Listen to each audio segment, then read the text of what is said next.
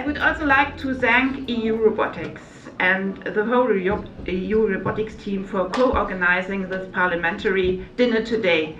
I'm particularly impressed by the KUKA beer robot, and I'm very much looking forward to have a beer later tonight, but I have once there and I would like to drink it. It's very impressive, I must say. And I can assure it wasn't easy getting it past the EP administration and the security service. Yes, but unfortunately Bernd Liebert, president of EU Robotics, fell sick and had to cancel his participation on very short notice.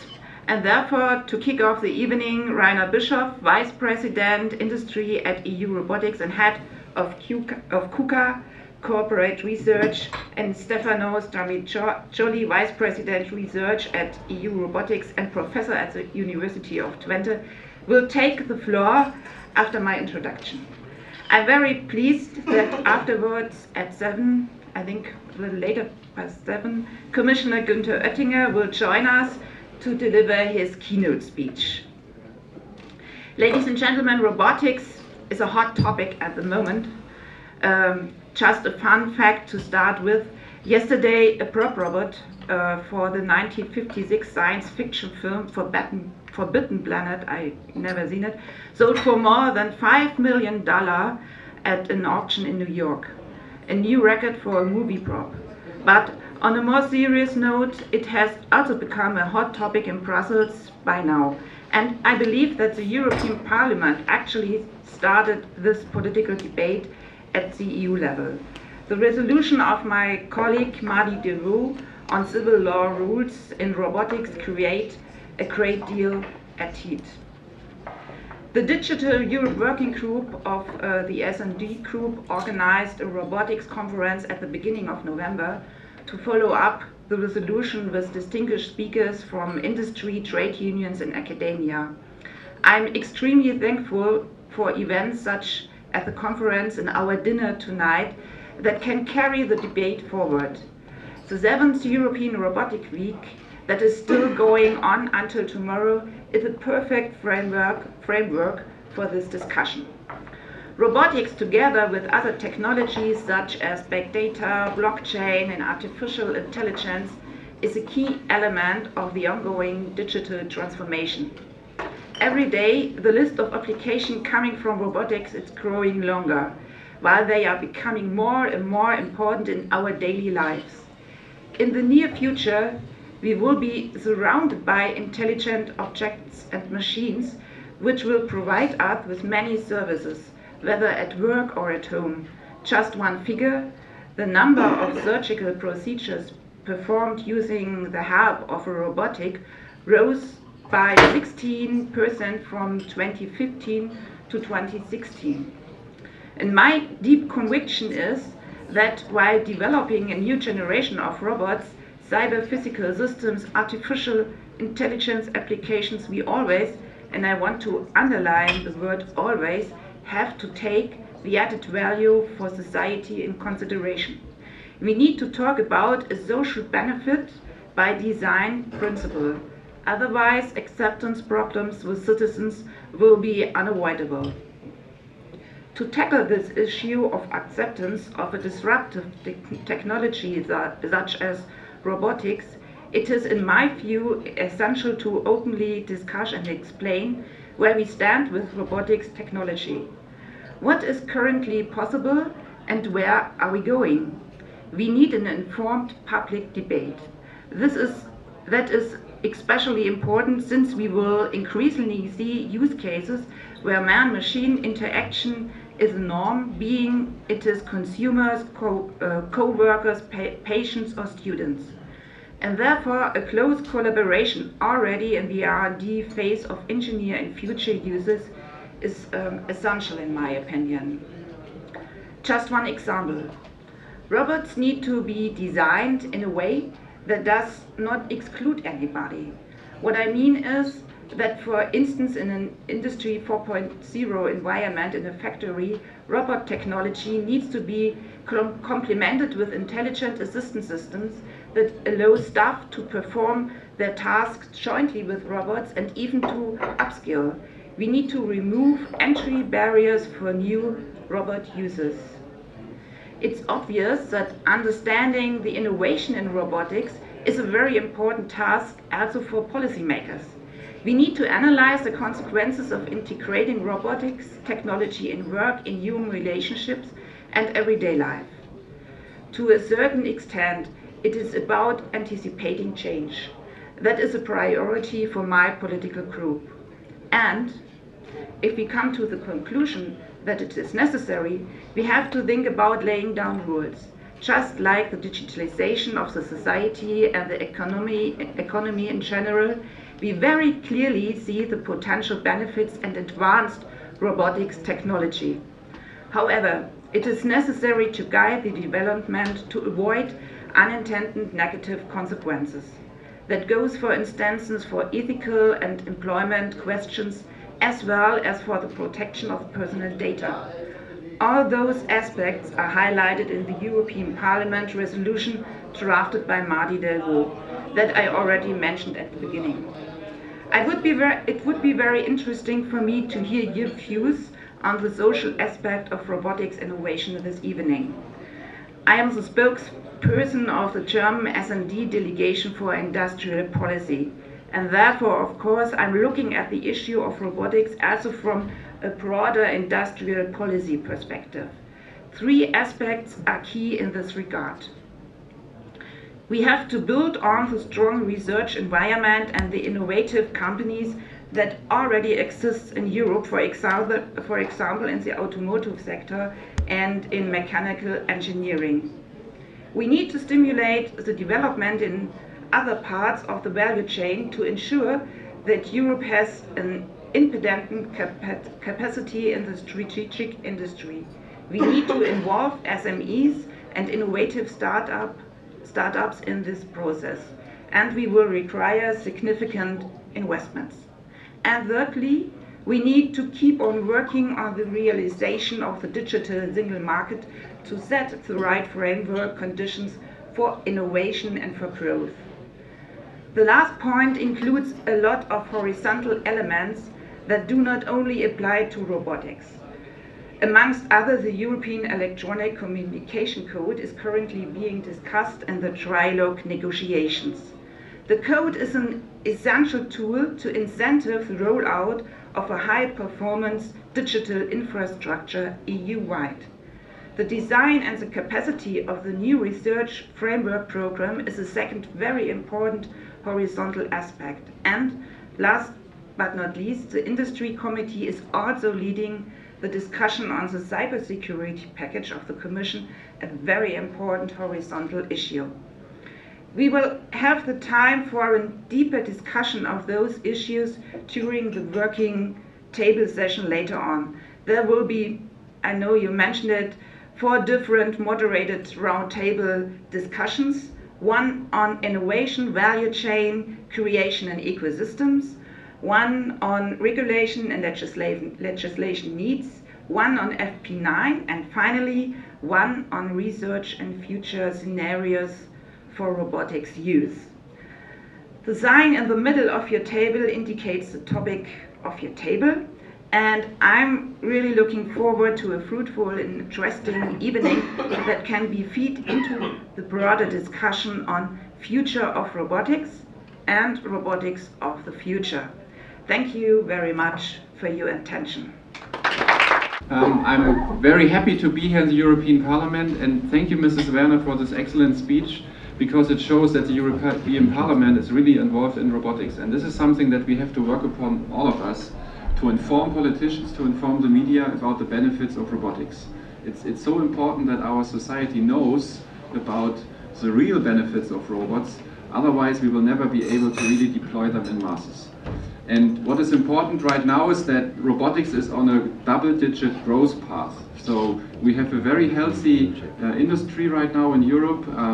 If you want to know more about the detailed figures, please have a look at the IFR, International Federation of Robotics, World Robotics Report. Arturo Baroncelli here at this table can give you more details. But it's double-digit growth on industry robots, double-digit growth on service robots. So that's very, very good for us. But what is also good, or maybe not so good, that in China we also have a huge growth. So this means that most of the robots that we are developing here find their market in China. And also China is picking up very fast speed with developing their own robots. So this is something that we have to keep in mind. And I don't want to stop with only robotics, but also keep in mind artificial intelligence. So this is a competition now around the world with the US and China. They have big companies that develop AI, and I think that we as Europeans also need to have a kind of open AI platform so that we embark also on this journey, on this competition. And I would like to also mention that we have to define our identity and our vision for robotics in Europe.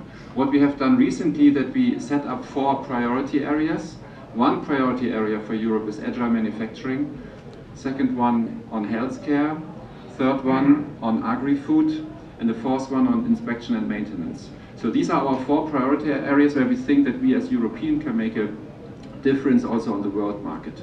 But we should not only focus on these application areas, but also on the technologies that are needed to support applications in these areas. But not only in these areas, but also beyond. So I would like to see a European funding system that also finances the technology development as such.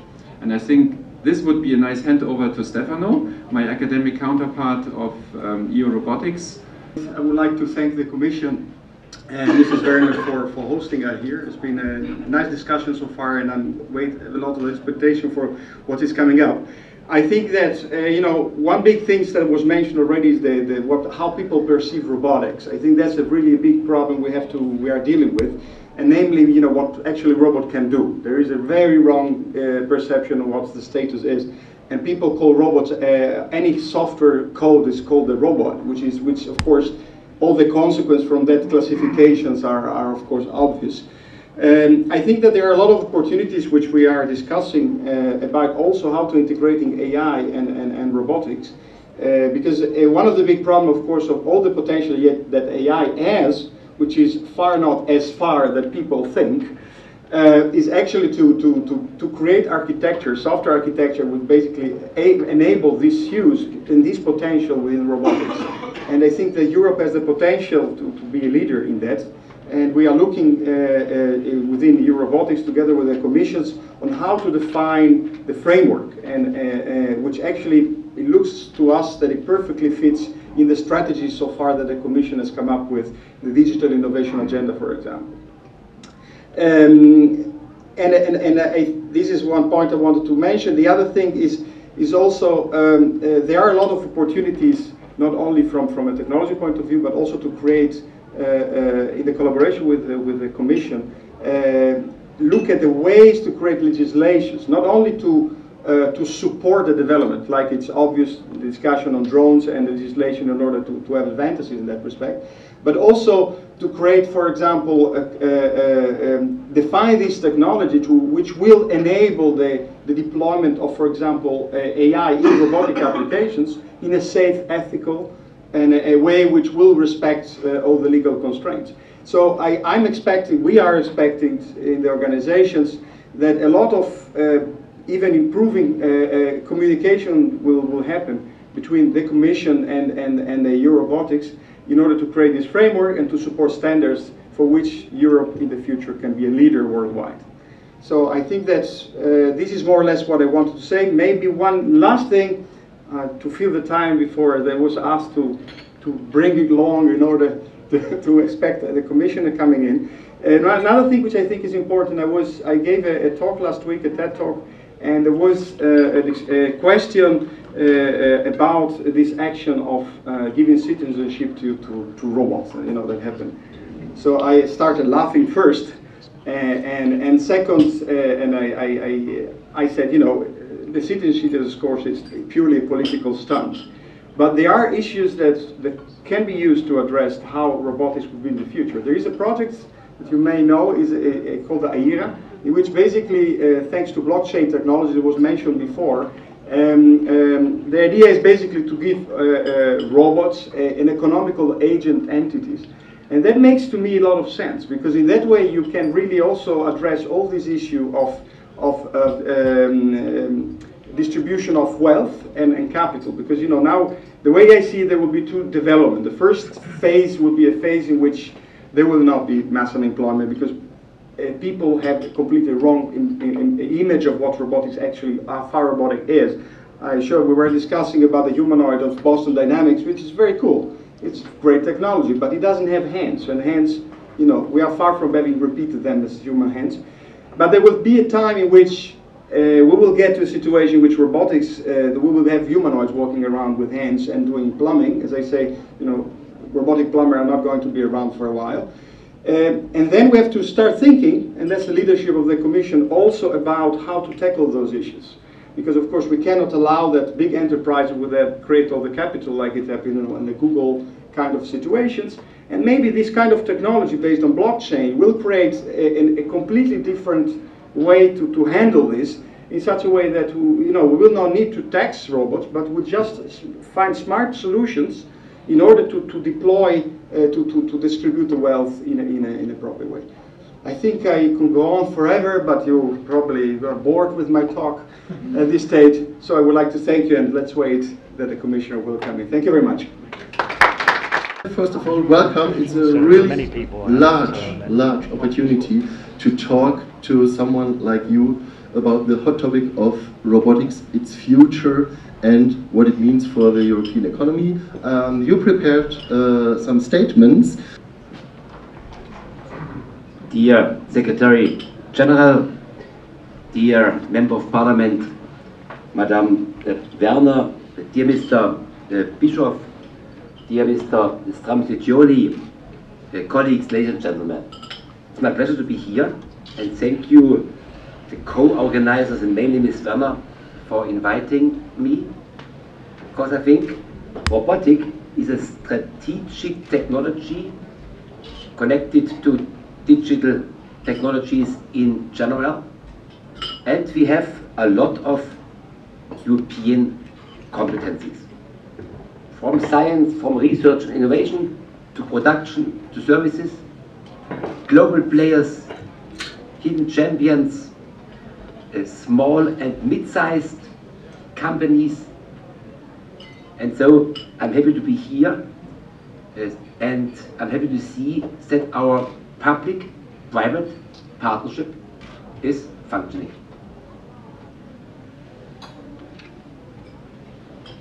Your initiative not only hosts local events in this European Robotics Week,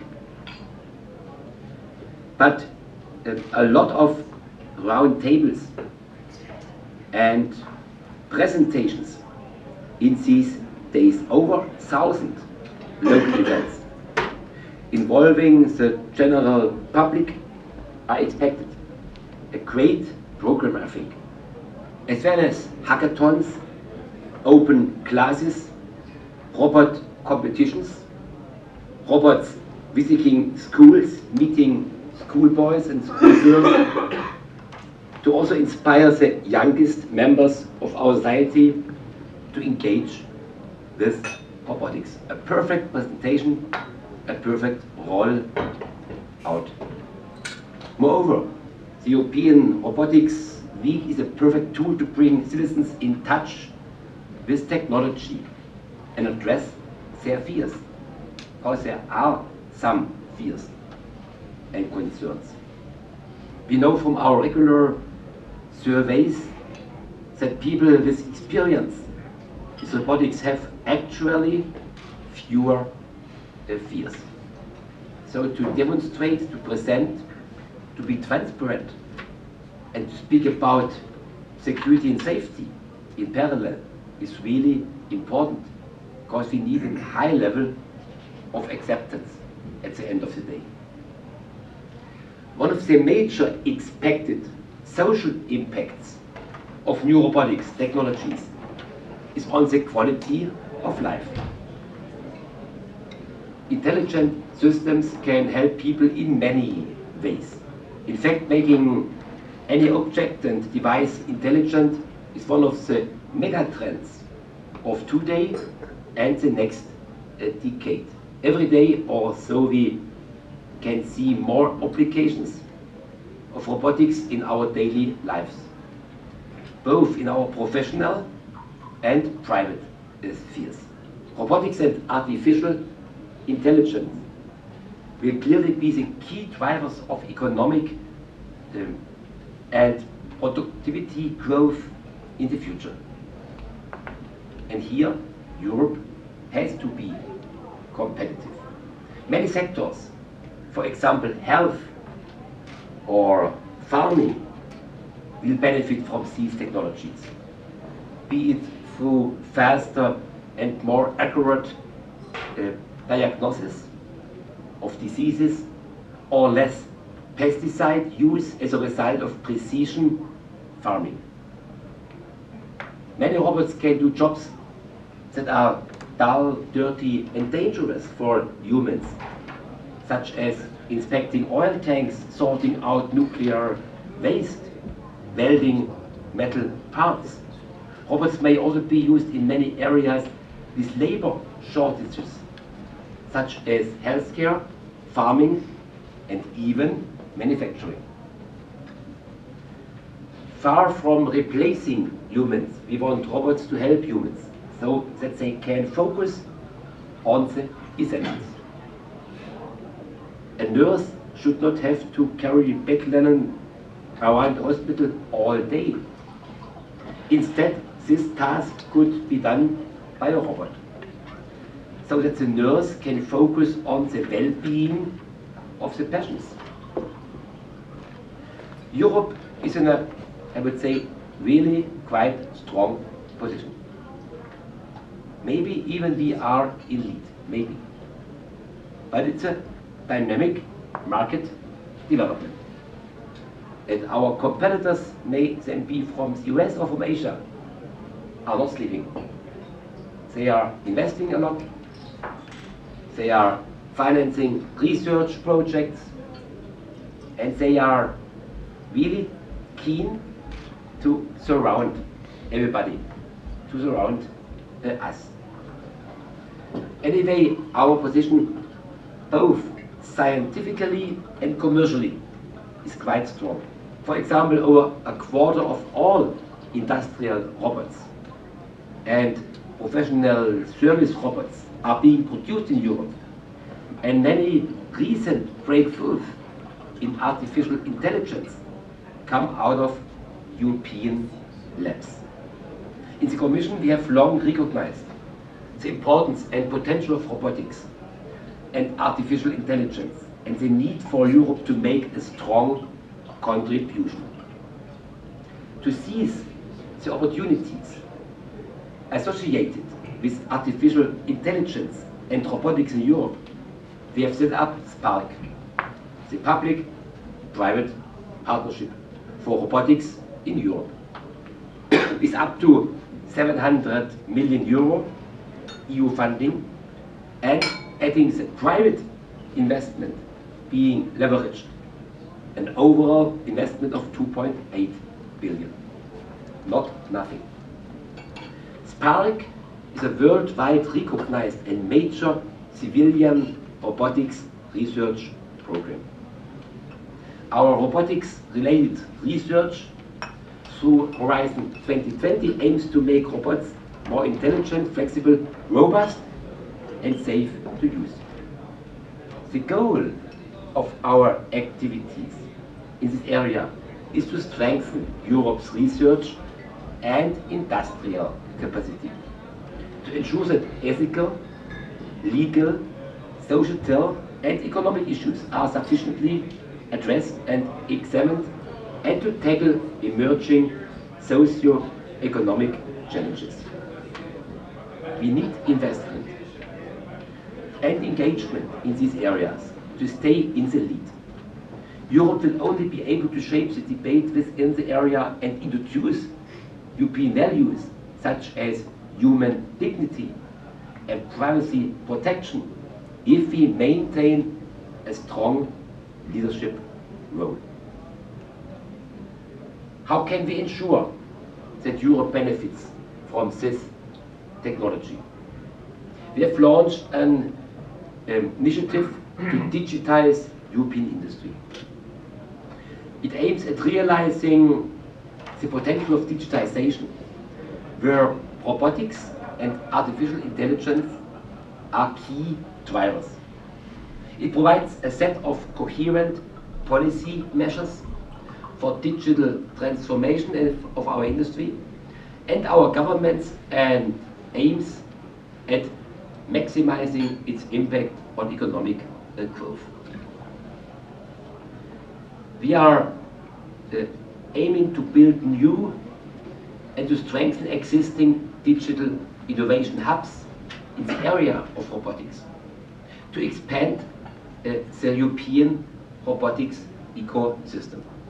In the next years, the Commission will overall invest 500 million euro in digital innovation hubs, so that every industry, large or small, high-tech or not, can get access to knowledge and testing facilities in the latest digital technologies.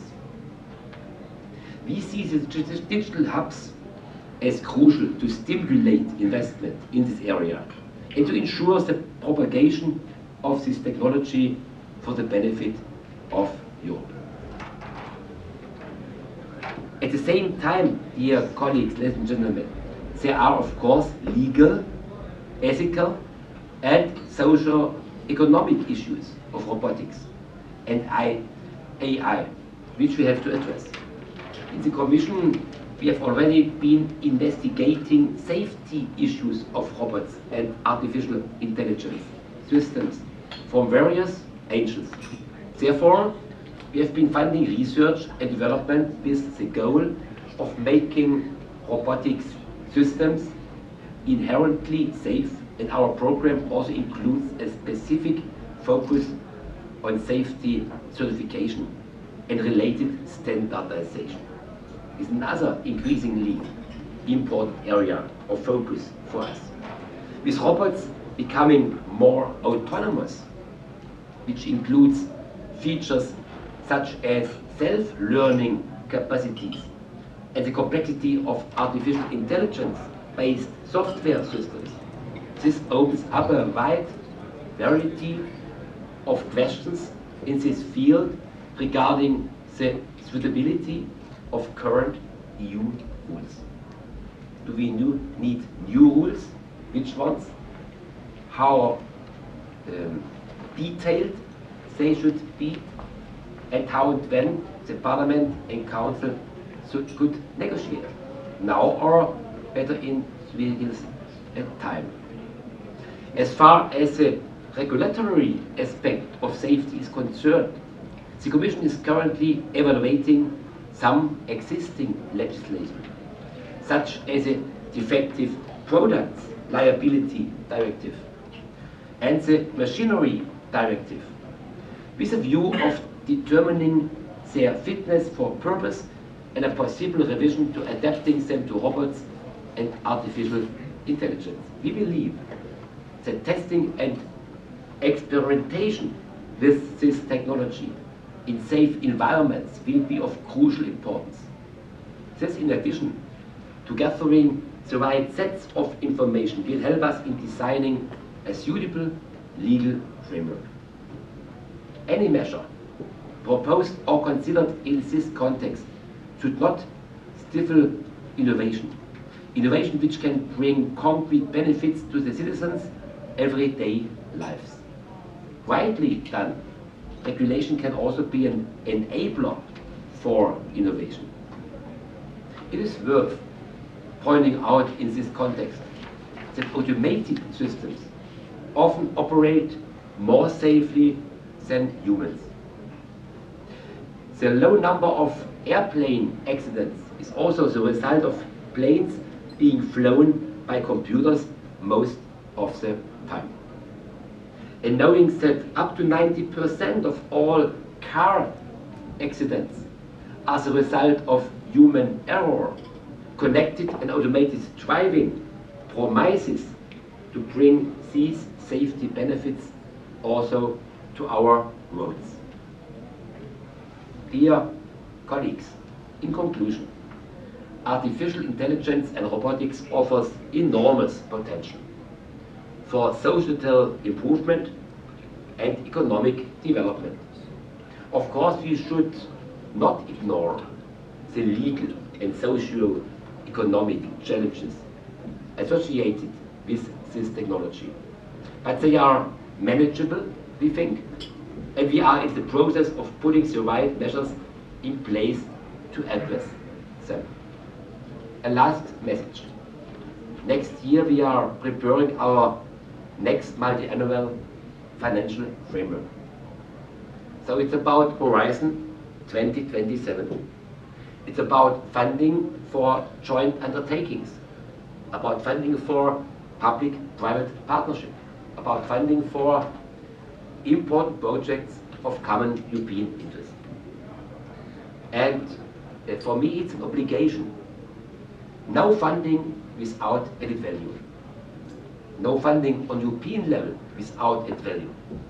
I think your network is producing a lot of added value in a functioning public-private partnership with European funding and member states behind us, with industrial players, global players, hidden champions, SMEs, and with some investors from out of Europe, but investing in Europe and organizing and guaranteeing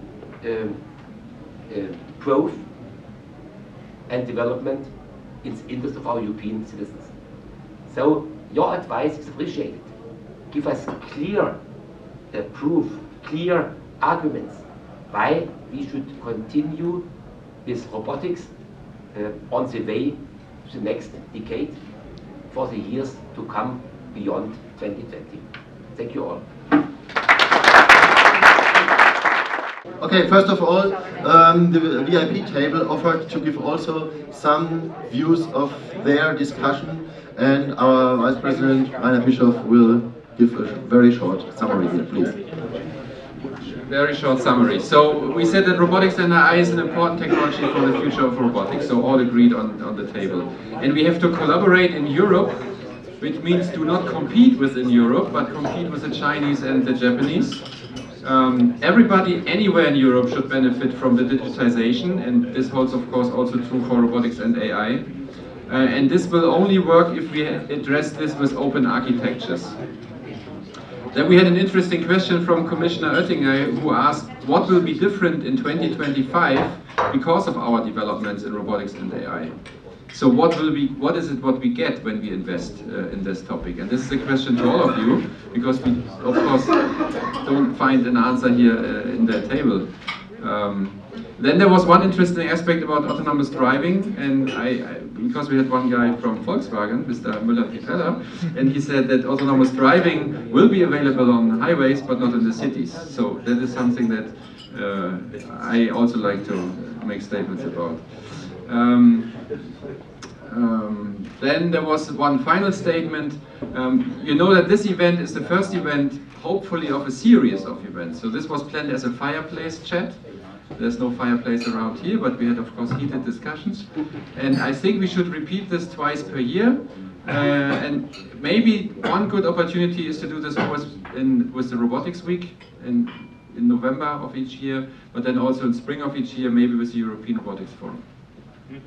Okay. So good evening for everybody. So we had three questions in our group. The first one was, how do you see European ecosystem in the global market? So To start with this question, I wanted to start with the question that was asked by the Commissioner Oettinger before. In his conclusion, should we keep on supporting robotics in Europe? So, in our opinion, the answer is clearly yes. Why? Because there are many strengths in Europe, despite we agree that there are some weaknesses. Like the lack of investors to be able to cover the risks, and there is also we had the feeling that in Europe there is a fear of risk, and people were too shy. So the conclusion, what we concluded from that is that we need more investing, more incentive to create startups and new businesses, but we admit that it was a cultural issue in general in Europe. We need also a better involvement of the whole value chain, that is techno providers, service providers, integrators, industries, end users, research organizations, as well as sociologists or philosophers, to take into account the problem, the issues, the social challenge, the global situation, and facilitate the emergence of solutions. We need also to create, to be active in the creation of standards and regulations, not to consider them as barriers for innovation. Instead, as they should be considered as tools to facilitate this innovation. So we were there in this innovation and value chain group, but we also agreed all here that we need to keep support for research, which also can be with no clear objective. This is very important to maintain a capacity to innovate in the future. The second question that we had to face was to address was how to attract private investment to stimulate innovation in lighthouse context. So we had two suggestions there. First is to let large industries or professional syndicates, for instance, to define challenge to attract researchers and SMEs. And the second point was to maybe investigate the way EIB could support covering risks, for instance, in technology transfer. The third question, which was about digitalization and platforms, and everybody at the table agreed that these digital innovation platforms could well be one of the instruments, if not the main instrument, the major instrument, to support a large part of these innovation actions and strengthening the value chain to define and to address challenges. And the first thing we were discussing, what is the level of regulation? Do we need to talk about regulating technologies or rather application areas? It was clear that we need to look at the application areas, but not only regarding new laws, but very important point is to look at the standards of codes of conduct and only then into regulation. And there is already a lot of regulation in place here, which first needs to be analyzed, and we need to see where to go. So one of the concerns or the questions was, why do we need to address this point at all? And one of the primary answers is the safety aspect. So the safety of any kind of robotic system is of utmost importance here. And after that we came to a discussion regarding transparency. And this is an open question. Do we need to make transparent whether we are dealing with an artificial intelligence system, with a learning system, even if it has a physical instantiation, or does it not matter at all whether we are interacting, for example, if it's not a physical robot, but rather an interface with a human or a robot behind? Would this be of any concern? This was a question which cannot be answered, but this might be of interest to follow up on this. So third point is regarding the data. And here the data integrity is of course of high importance here, but also the question how data is used and any kind of standardization or code of conduct or even regulation would need to look at these issues. How is data used, or do we need to create borders around certain kinds of data in order to avoid the complete free flow and the uncontrolled combination of data which could be theoretically misused? Yes, thank you. Andy Witteber from Bosch. Thanks, good afternoon to everyone. I think we have heard that also in the other group some topics that are relevant here have been discussed. And I think that FP9, where we were putting together some suggestions, will play a crucial role for robotics in Europe. And so it's really important that we now also focus on this, although it might seem far away. 2021 is not very far away. We have been a small group, and we were first a bit disappointed because we thought, come on, this is such an important topic, why are you not joining us? But then some very fruitful discussions developed, and we are really a good team here. I think we had the Commission on board, we had research institutions on board, we had companies on board, so the whole value chain more or less was here. So that was really good. What we found was that H2020 in our view is already very successful. You can also see that on in the terms of the application. So there's a lot of people applying for this. It must be good, and we also think it really is good. But some changes probably are required. However, our suggestion would be to not change the general idea of having 3 different pillars. All 3 different pillars deserve their existence and should be funded as well to pretty equal parts. We've talked about the topic of oversubscription because that is probably one topic that concerns everyone involved at some point in H2020. This is not easy to solve this problem, obviously. We didn't have the single one answer. Maybe well-defined topics could be one step, but I guess in the end it also depends on the budget, and probably we all would really appreciate a bit more budget in general. But you know, that's, with Brexit and all that, probably also going to be tough. We think that FP9 is terribly important. I just mentioned that for robotics and innovation in general.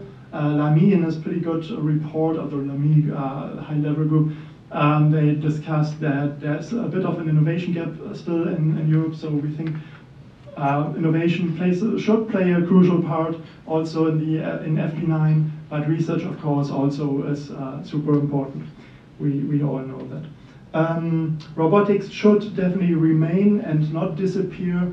There have been some suggestions, but no, come on, this really has to reappear very strongly also in the next framework program. There's been some discussion on the combination of AI and robotics, and we think it's a super important topic, but also both topics, AI and robotics, deserve their separate considerations. So not, we see the slight, we have the slight fear that robotics could kind of, integrate somehow in AI, but we think there's certainly an overlap, but also both should remain. Innovation should be key in FP9, and also considering all actors of the value chain. They should all part and should be funded under the same conditions, ideally.